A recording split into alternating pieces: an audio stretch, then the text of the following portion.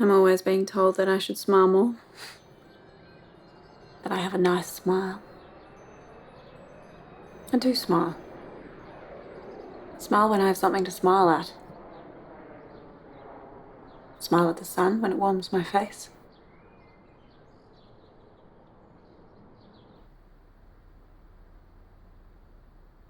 Adam made me smile. That summer I went to the fair every day. I would stand at the side of the waltzers and smile at him. He would always smile back. Even when he was spinning other girls, he would look out to me. A smile. I'd smile back, and for a moment, the sickness in my belly, the unwanted pregnancy, turned to butterflies. My friends would try and drag me to the next ride, but I'd stay. He jumped off the ride and he walked over to me. My heart was racing. He asked me out, and I smiled and nodded. He grinned and he jumped back on the ride. It felt amazing. All those other girls trying to catch his attention, and he picked me. I didn't mean to sleep with Adam that night. No, I'm lying. I did. It was a conscious decision. I'd heard that having sex early in a pregnancy might cause a miscarriage, and this is what I wanted. I didn't smile then, and the pregnancy didn't go away. But for the first time, I didn't feel so alone. That Adam was on my side. He called here for me once. I heard Mum invite him in. I was in my bedroom and I could hear them talking and laughing. My blood ran cold. I had to get Adam out of the house before my dad came in. I grabbed his hand and made up some excuse about running late to see a film. And then he walked in. It was instant, the dislike between Adam and my dad.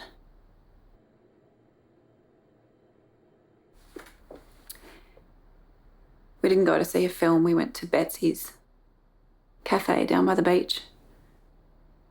Everyone hung out there. Adam asked what was with my dad, and I just shrugged it off and told him it was like that with everyone. I often wonder, I still do, if I should have told Adam everything there and then. But whispering in my ear was him. His threats. And I was terrified Adam would get up and walk. But he knew something was up. He didn't believe nothing. He kept pushing. He dipped chips into tomato sauce and told me about being in and out of foster care, that it gave you an instinct, an intuition. He said that I could trust him. I told him I was pregnant. He didn't ask if it was his, he just assumed, and I went along with it. In that moment, it felt like a way out. Adam's reaction to me being pregnant, him grabbing my hand, changed everything. The following morning, I stole money from Mum's purse. I knew the night before Dad would have given her the housekeeping for the month. It was all about routine. The house was in sleeping darkness. I left my key and a note telling them not to try and find me. That if they did, I'd call the police.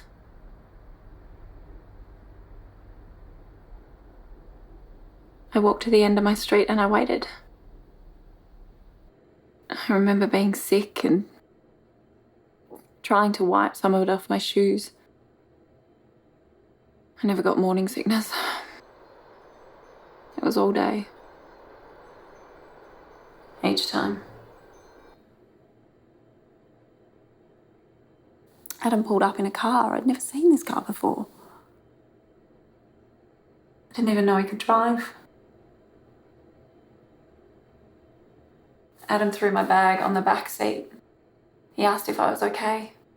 I was. He asked if I was sure. I was. We drove for hours. I've no idea where we just kept driving. I slept in the car a few nights. Adam would wrap me up tight in his arms. I felt safe. And I knew then that I was never coming back. Not to this house.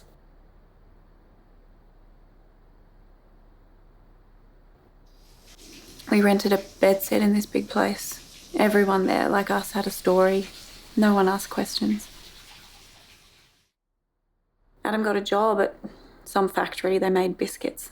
We'd get bags of broken ones. Sometimes that's all we'd have in to eat. Tabs arrived Monday, the 9th of February at 5:37 a.m. Adam took my reaction of not wanting to hold Tab as tiredness. The midwife told him it was normal, as she placed her in his arms.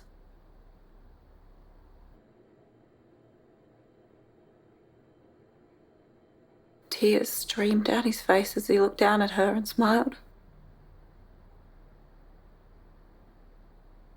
He looked over to me and smiled.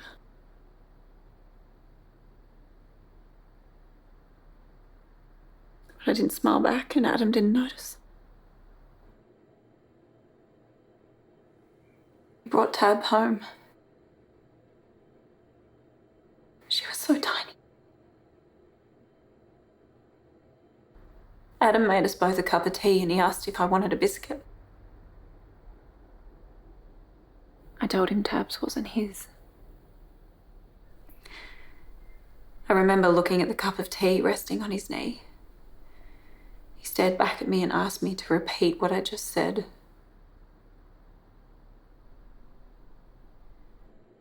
So I told him again.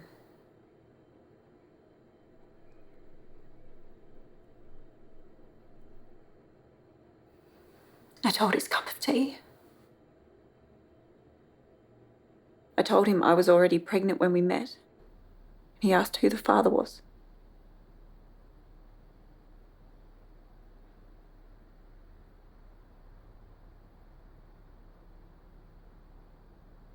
I looked up from his tea and I met his eyes.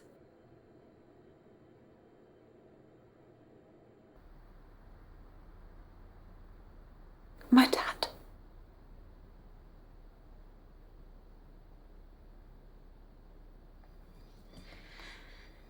He flinched. And to this day, I can't remember if it was a reaction towards me or my dad.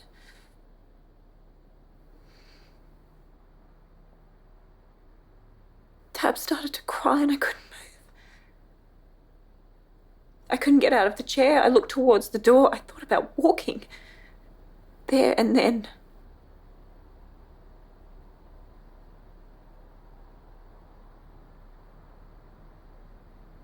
Tabs, now screaming, opened her eyes and looked at Adam. Not to me. 4 days old.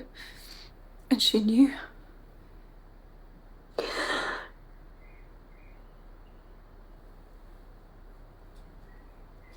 Adam never took his eyes off me. I told him I was sorry. I think I broke his heart.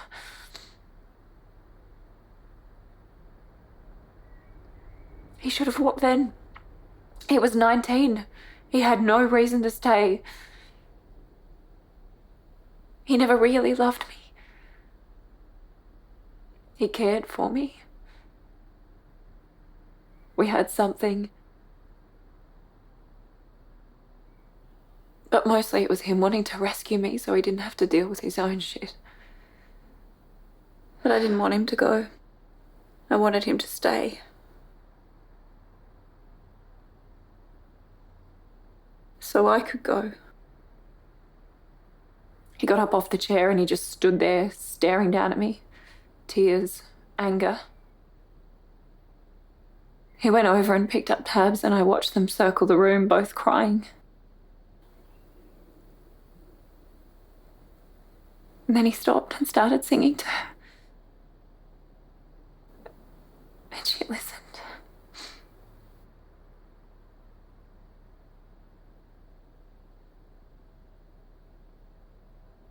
That night I woke up, Adam was sat on the floor, looking at me.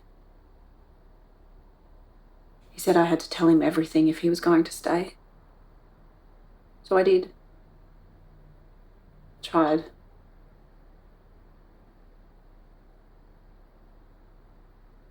I told him that from about the age of 7 or earlier, my dad would come into my room. I said that I didn't want to talk about it, that I wanted to forget about it. I hardly heard Adam when he asked me if my dad raped me. Not till I was 13, I replied.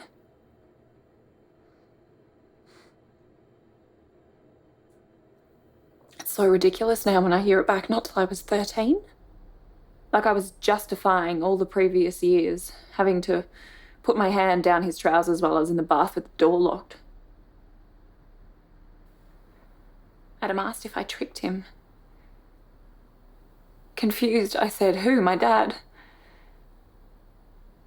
He was so angry, he got up off the floor and he started kicking the walls.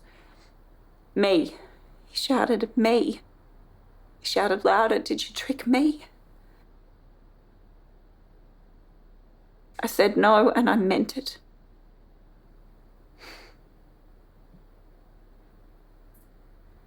Think what you like, but I was 17.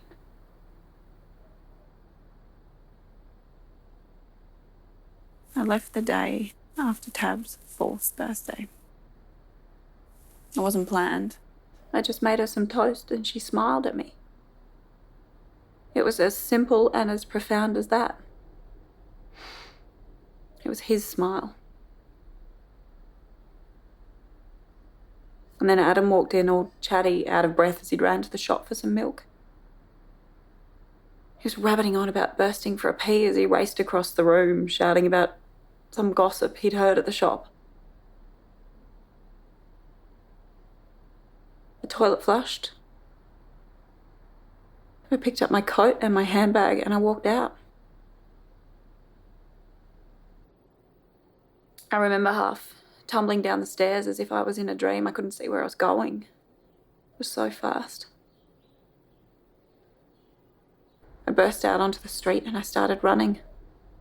And then I heard him, Adam, shouting.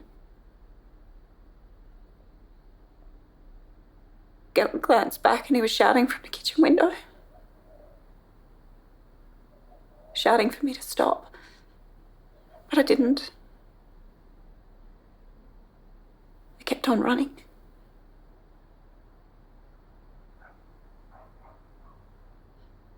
I jumped on a train to Adelaide and I walked the length of the train trying to find an empty seat. Finding one, I sat down opposite Peter. That's how instant my life changed. An empty seat. Someone called Peter who offered me a can of beer. Pete was heading to Perth. He worked as a chef in a hotel there.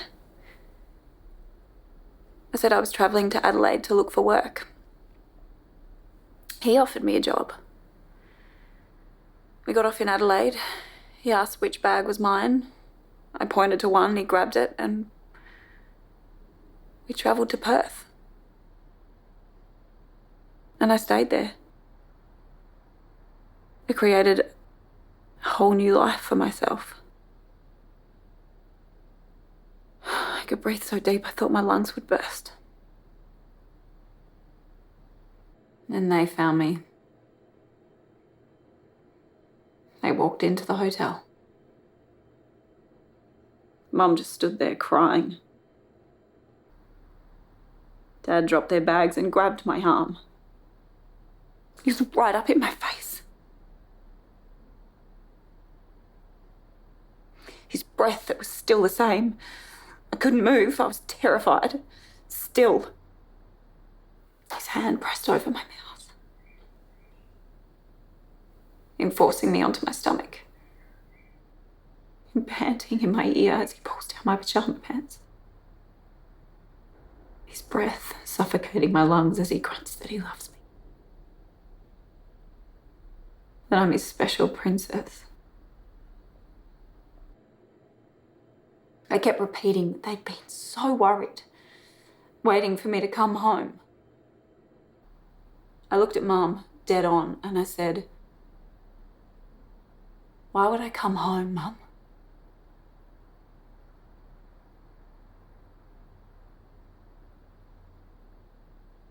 She couldn't answer me. The silent confirmation gave me the strength to pull my arm away. I told them find somewhere else to stay. And they left. Just like that.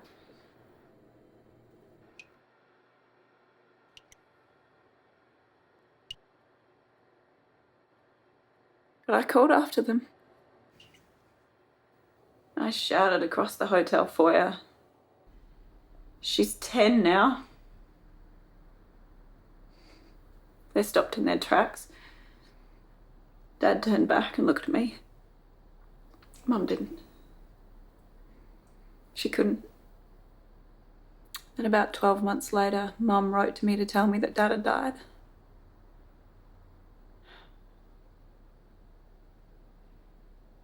That he'd had a heart attack in the supermarket. He'd shit himself, apparently.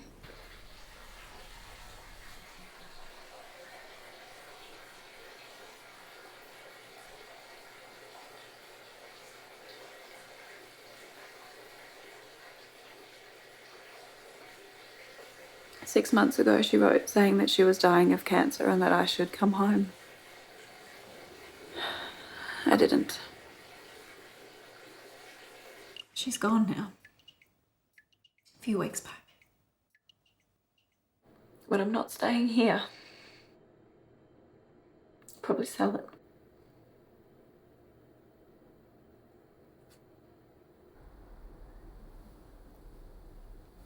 Yesterday I found this.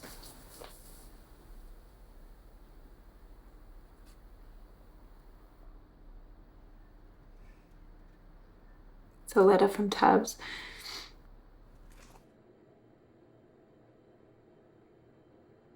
Postmarked nearly 2 years ago.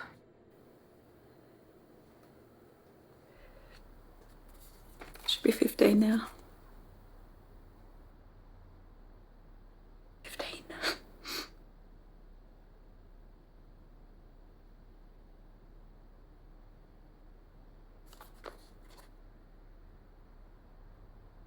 Can you see this?